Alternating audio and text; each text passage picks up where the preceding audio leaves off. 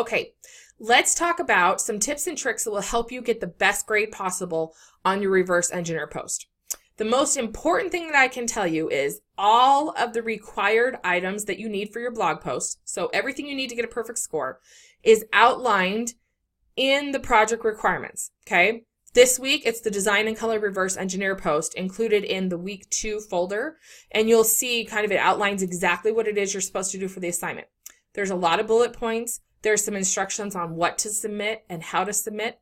There's things to include on categories and tags that need to be included as part of the blog post structure.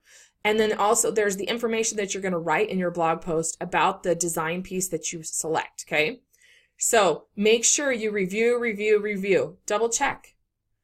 Even before you hit the submit button, review one more time, okay? There's nothing wrong with double checking. If you notice by chance after you submit, oh gosh, I forgot something, resubmit, okay? If you've got the time. Don't resubmit if you don't, okay? If you're right up against the deadline, don't resubmit because you don't want to lose the points by having a late assignment, okay?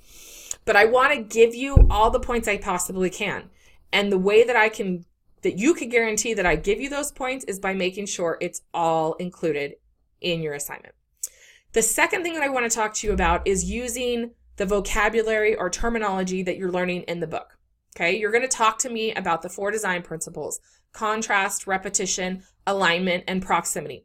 In addition to that, you're going to talk to me about color in this blog post, and that will change in future blog posts. But you're always going to talk to me about those 4 design principles, okay? It's totally awesome that you can put it into your own words. That's great.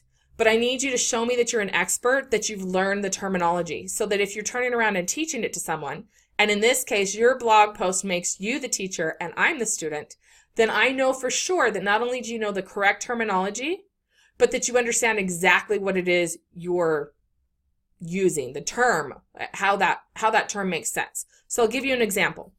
Let's say that you give me an ad, and in the ad for the piece that you've selected, it's this creative ad, and there are several different places where there is text in the design.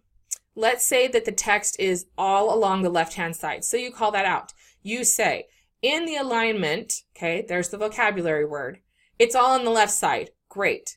You defined it, but what specifically is it? It's left aligned. All the text is left aligned. It's all on the left side of the page. You may also look through all those text pieces, though. You may find that one certain piece of text, although it's left aligned, the actual text is centered.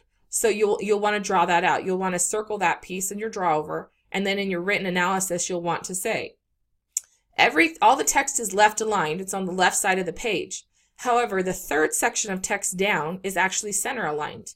So it does bump up against the left alignment, but the text is run in a centered thing. And then tell me why you think the designer did that, okay? So you're going to walk me through.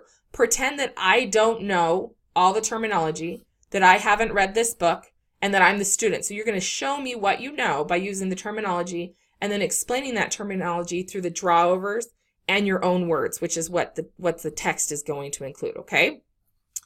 The third thing that I want to suggest doing as far as a tip is organization. There are some examples that are linked at the bottom of the project requirements page. Check them out. But I'll be 100% honest with you. Half of your job as a designer is not just to make things look cool. It's to be an awesome communicator. Okay? Now I want you to think about this. We live in a world where technology makes things split second. Okay? As a designer, you are the person who makes those split second communications. You're making visual choices. You're aligning things to draw their eye and everything else. And we'll get way more into this in the semester. But in your blog post, I want you to think about how you could break apart or organize your blog post, okay, so that it quickly communicates to me, who's a total novice, okay? I'm the student, remember? So I want you to make it as simple as you can. So I'll give you a couple of examples. You may think to yourself, I'll save time. I'll just do all of my drawovers on one image. First of all, that doesn't fill the project requirements. And secondly, how easy would that be for a student if there are 10 or 15 marks on one image? Okay, not very easy. Break it out. Give me a paragraph on contrast. Give me a drawover on contrast. Give me another drawover Same thing, but with different marks that show me repetition, another one that shows me alignment, another one that shows me proximity, and then give me text that has a header that says contrast, repetition, alignment, okay? I'm breaking it out really, really specifically, and you're welcome to kind of mix and match how you want, but think through how you're going to organize your blog post and your draw overs so that when I get done reading this post, I am now awesome at this design analysis. I understand the terminology and I have really clear examples by the draw over images, okay? So organization, it's your job, not only as the writer of the blog post, but as the designer, to organize the information in a manner that's easy to consume and that catches my attention, and that I might only look at it for 6 seconds, but when I turn away, I have an idea of what I saw. The last thing that I want to talk about is grammar. I understand that we live in a world where text and shortening everything up is awesome. In fact, it's the norm. And I support that. You'll notice that when I respond to you guys in emails, sometimes I don't type out Sister Farnsworth when I sign off, because Sister Farnsworth feels like almost 26 letters and I'm in a hurry, right? We got things to do. So sometimes I'll just write SF, and you guys know that that's me. But in my most professional communications, so when I talk to my boss, when I talk to my clients for my design business, when I'm working with a potential client specifically, I don't shortcut, okay? I make sure that I use appropriate grammar and punctuation. In future weeks in the text, we'll be covering a lot of grammar rules. And I would love to say that it is not a designer's job. That's actually a copywriter's job to make sure that the copy and text that you put into things is 100% clean. But that's not the case. You are the last person to touch things before they get sent to a printer or before they get published online, which means that the buck stops with you. So get really comfortable with reviewing through. Look for typos.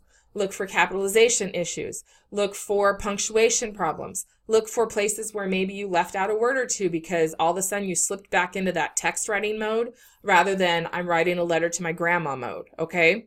So think about this. Use the most professional text you can, the professional grammar you can use, okay? You want to be able to show that you're very clear. It doesn't mean that you have to lose your personality, but it does mean that you want to put your best foot forward. You want to have the best writing, best speech, best language, and best grammar that you possibly can. That will get you the most points, okay? I will be honest, if you talk to past students, they will say she's a stickler about grammar. I am, okay? I did an editing minor, so I see grammar stands out to me in written documents like a sore thumb. My job as a graphic designer has only made that more noticeable. I notice it all the time. It does not mean that I just am rude about it and I just say, hey, you totally missed this. So you'll see me point it out in your work. Don't think of it as me saying, hey, you're dumb. Think of me saying as like, hey, I noticed you missed this. You're just honing your eye. So I'm pointing it out so you can see it so that you can keep training your eye. I promise that when you have this eye for detail, this is one of those qualities that every employee I've ever had has. When they do this, they have a constant job with me. If I have contractors and they don't do so well at an eye for detail, I tend not to work with them on some of my most important projects. So this is a really great skill to have. Pay attention now, practice now. Okay, this is when we're supposed to practice, is when we're learning.